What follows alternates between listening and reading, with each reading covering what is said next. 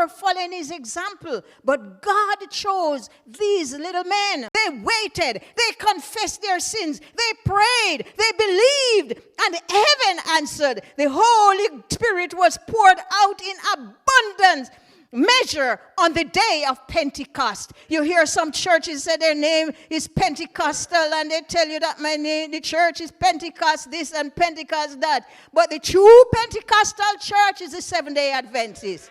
I used to go to one of these Pentecostal churches. Not only one, but I've traveled many, many miles. Take planes to go to some of these Pentecostal churches. And all they were doing to me is throwing me down on the ground and casting out demons. Every day they said, if you want the Holy Spirit, you have to go and pray, and then they lay hands on you and you get the Holy Spirit.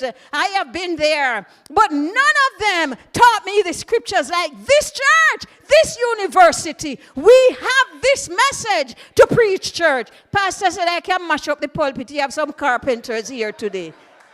Pastor said, I can mash up the pulpit because some carpenters are here to fix it. I have been there. So I was in the Pentecostal church speaking in tongues. He shalama, shalamu, shalama. I don't know what that means, but I know that I was filled with the Holy Spirit. Church, we are the Pentecostal church. We have the power to lay hands on the sick. We have the power. When Peter met Jesus, even Peter shuddered. When he passed by the sick, they were healed. They raised the dead. Dorcas was there, sick unto death. Dorcas died, and everybody was crying.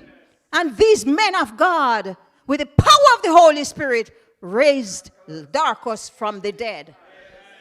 Church, we have the power.